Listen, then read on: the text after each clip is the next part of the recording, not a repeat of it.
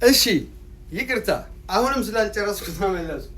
ስለዚህ በዚህ ሁኔታ ውስጥ በልዩነት ውስጥ መኖር ስለማይቻል ቀስ ብለህ አሳይ፣ እይ፣ ሞክሪ። ማንም ሰው በትዳራችሁ ውስጥ እንዳይገባ፣ ማንም ሰው በእናንተ ውስጥ ገብቶ ፍርድ እንዳይሰጥ ሞክር። ካቃተሽ ውጪ፣ ቶሎ ካቃተህ ውጣ። ከዛ ላይ አይለቁህማ፣ ያጠፉሃል፣ በብስጭት ትሞታለህ። ነገር ግን ቀስ ብለህ እሱን ወስደሽ ላይፍሽን መኖር ከቻልሽ ከነገርሻቸው አንዳንድ ጎበዝ ጥሩ የሆኑ በህይወት ዙሪያ በትዳር ዙሪያ የሚመክሩ ሰዎችም መጽሐፍ ቅዱስም አለ፣ ቁርአንም አለ፣ ጥሩ አገልጋዮችም አሉ። ስለ ትዳር የሚሰብኩ በትክክል ሲያስቀምጡልህ ኖ ይላሉ። ኖ ሶሪ ከሰመር መጣብኝ። ኦኬ ይቅርታ ተመልሻለሁ። ያው ስራ ላይ ስለሆንኩ ነው። ስለዚህ በብዙ መልኩ በብዙ ጉዳይ አብሮነትን ማድረግ በጣም መልካም ነገር ነው። አብሮነትን ማድረግ አያችሁ፣ ማንም ሰው የራሱን ላይፍ ሲኖር ላሳየ፣ ጓደኛ አለህን በል ወይ ወንድም አለ።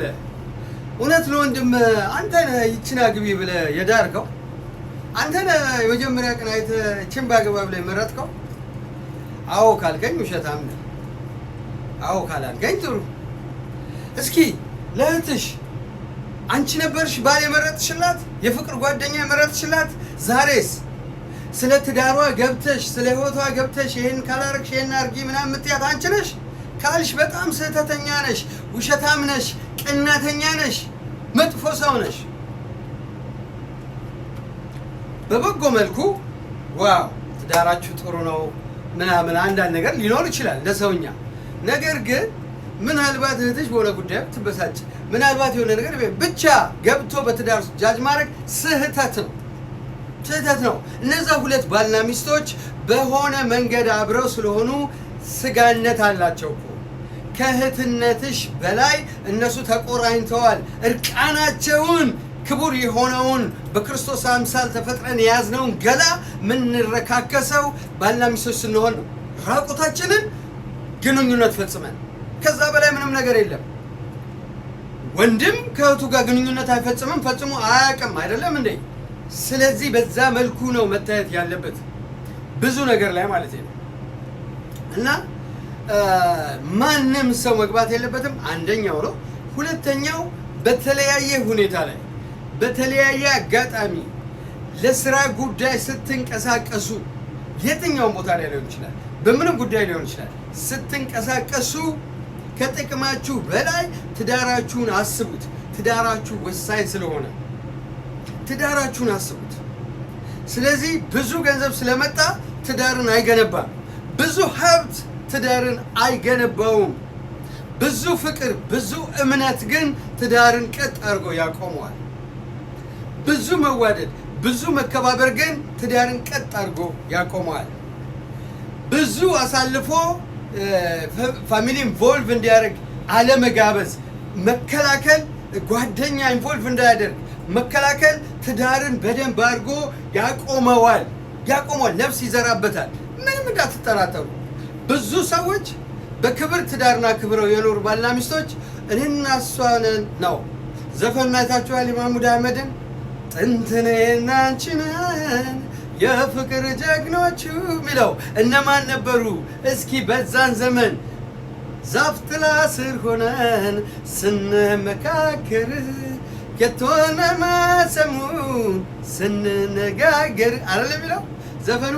ማንም የለም የቶነ ማሰሙን ስንነጋገር ተረሳሽ እንደሆን ላስታውስሽ ያን ዘመን አይደል እንዴ? ያ እኮ ነው፣ ያ ነው። ምኒልክ ወስናቸው ቢቸግረው ሰው ቢጨነቅ ይሄን ነገር ቢያየው እኮ ነው። አልወድሽም አልኩኝ ይቅርታ አድርጊልኝ ያለው። ጠየቂው ቢያስጨነቀ ስለ ፍቅር በፍቅራችን ሁኔታ አልወዳትም አልኳቸው እንዲያገኙ ደስታ እኔስ ውሸቴን ቅር እንዳትሰኝ የነገሩሽ ለታ በፍቅራችን መሃል ጠያቂው በስቶብኝ እኔስ ውሸቴን አልወዳትም አልኩኝ ደስ እንዲላቸው ብሎ እኔ ግን ብሆን እወዳታለሁ ምን ታመጣላችሁ ነው የምላቸው። አያሳየዋቸው እወዳታለሁ። እናት ለምን አይሆንም? አባት ለምን አትሆንም? ወንድም እህት አይመለከተኝም። እነሱን አይደለም ያልኩት። ጓደኛ ለምን ነው እነሱ የታውቃቸዋለሁ። ሲጀመር በእሷ እኮ ነው እውቀቴ።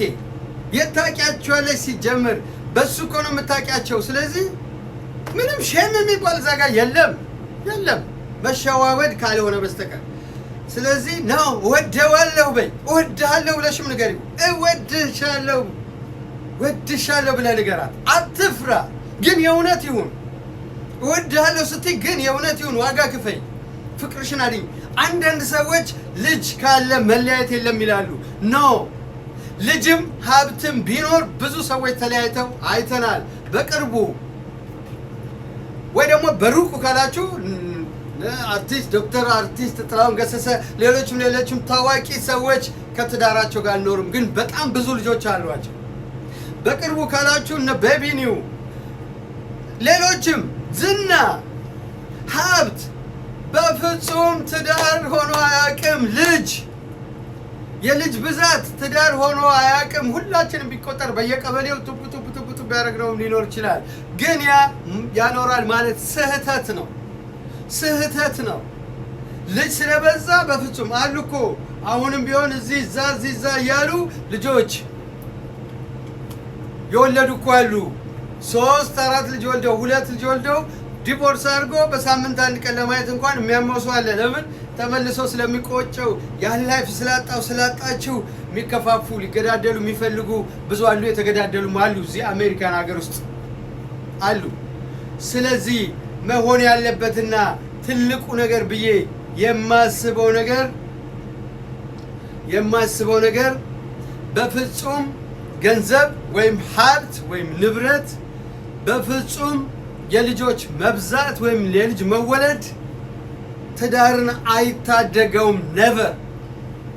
ነቨር።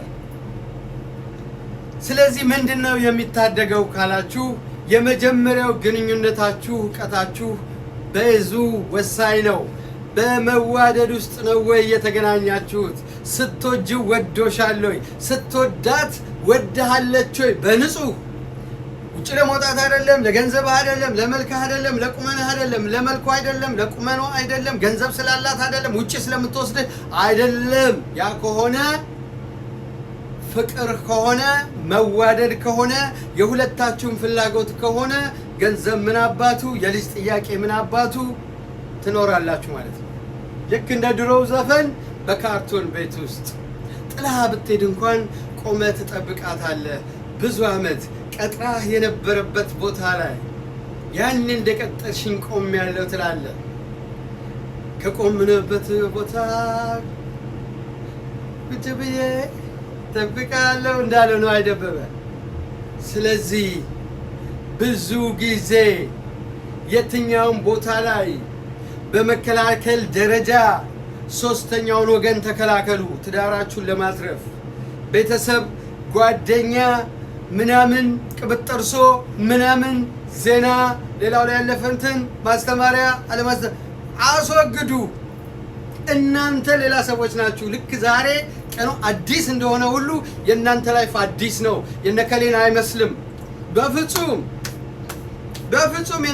የነከሌን አይመስልም፣ እንዳትጠራጠሩ።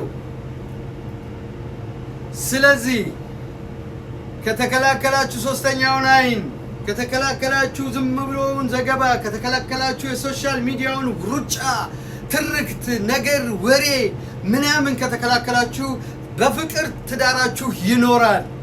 በእምነት ትዳራችሁ ይኖራል። በመከባበር ትዳራችሁ ይኖራል። እግዚአብሔር ከእናንተ ጋር ይሁን።